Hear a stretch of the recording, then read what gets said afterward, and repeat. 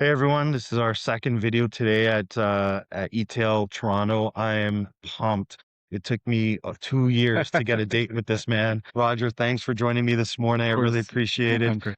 Let's give the audience an intro first. Yeah, so I'm Roger Emeka. I'm Director of Customer Experience at Brown Shoes. Brown Shoes, if you, for any reason, can't think of what Brown Shoes is, if you walk into pretty much any mall and you see the brightest store with all the shoes right at the front, The biggest is openings. biggest openings, it draws you right in. Yeah. I dread walking by one with my wife because I know even though she has 400 pairs of shoes, there's 401 coming home. So, Same. and I love shoes too Yeah. as much as anybody else, and I love this, but I loved your experience. What made you guys have that type of welcoming experience as a concept? Yeah, I think it's mostly just, when you're dealing with someone, you want someone to feel the love and care in terms of when they come into your store. My boss always says, like, do unto others as you would want done to you. And I think we kind of really focus on that. It's more so like our sales associates and even our customer service agents online. It's more, how do we provide an amazing experience? Our experience is almost like a product in itself, where Yeah, it we're is. not just trying to push sales. We're trying to make sure you have a great experience, and we think that will lead to customers buying more and repeating more, and I think that bears fruit for us. It does. I mean, every time I go in there, I think about how many people spend so much money on branding, but then when you get to the store experience falls short, and yours is completely opposite.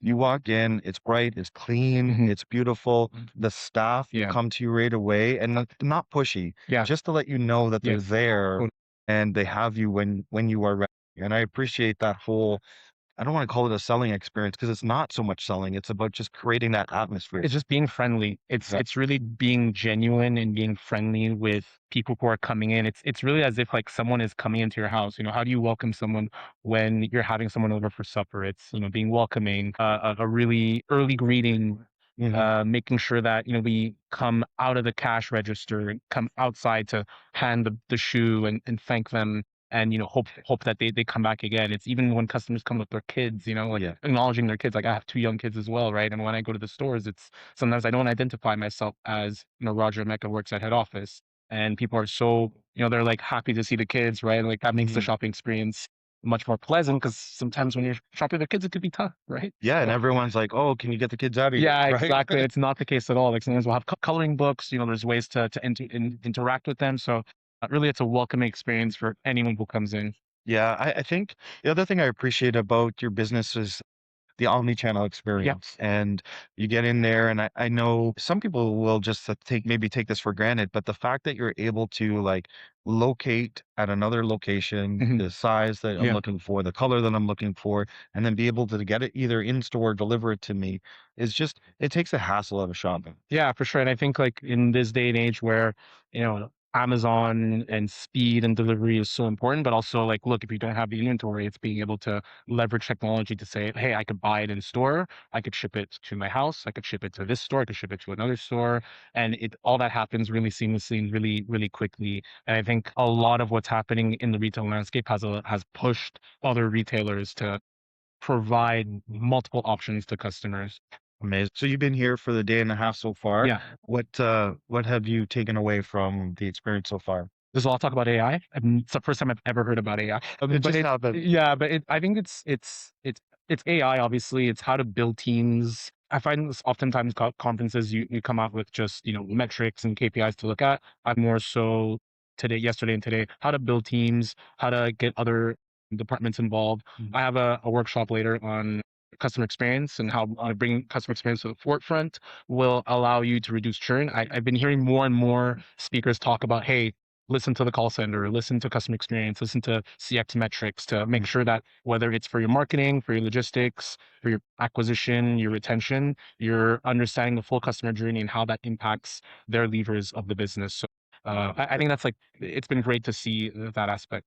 Yeah, and even though the buzz term of AI, and I released a white paper yesterday called the AI Moment of Yeah. Discovery. You can actually get it at AIMOD.ca. It's a white paper. But one of the things I talk about in that white paper is we're always chasing the newest thing. but we haven't gone back as retailers to make sure that what we have implemented is 100%. right. So make sure that your data infrastructure is right, that your loyalty programs Yeah. are responding the way you want them to. You don't have to jump into AI if you have a bunch of foundational cracks. Go and address those first. Garbage in, garbage out. Yeah, We launched a chatbot about a year and a half ago, which is performing well. But just because you launch a chatbot doesn't mean you have to stop resolving issues before they happen. right. Chatbot it will only be as good as ensuring that you're resolving issues and you're not just deflecting, but your chatbot has to actually resolve them. We launched it more so to automate the very simplistic, the customers who, for some reason they can't find a return policy, or for some reason they understand like what is your free shipping threshold or what Right. carriers you ship. Where's my tracking? Where's my tracking number? So we are able to automate those, but still in the background, we're still working with other departments to make sure why is our customer even contacting us because of it. Mm. And I think that's an important aspect of tying the customer journey to other departments within an organization. Yeah, I think you guys have done such a great job. I've been in retail a long time, and there was a great company out of the US, Zappo was at one Yeah. point, Yes. and they really focus on that customer care, customer Mm. service. And I don't know if you deliver people flowers ever, but I really feel that you guys do an amazing job with that post-purchase follow-up. Yeah, I mean, we try to do some surprise and delight with our agents. I think I feel like this day and age, you have to be careful with what you do. Yes. Some people could find it a little bit. Offensive. Yep. I think what we focus on is on the agent experience is not looking necessarily about like things like, how much time is an agent on a call with a customer. If Mhm. it takes time for them to, acknowledge that, maybe they have an issue, maybe they're sensitive to the fact that, hey, my order hasn't been delivered and I haven't for a job interview or prom, my daughter's prom or whatever, we're sensitive to that. So we want our agents to take as much time as they need to be with their customers.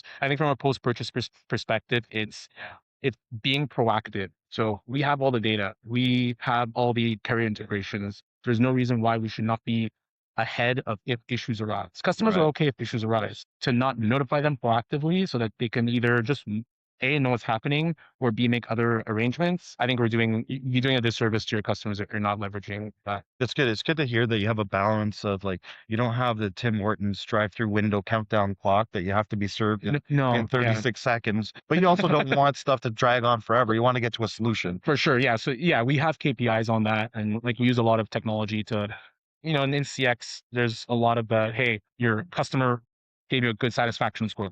That's one thing. But we also measure the quality of our agents by leveraging tools that can prompt a team leader to say, hey, rate, did the agent perform well from an empathy standpoint, tone, where did they have a solution oriented mindset? Did they reference the customer's name?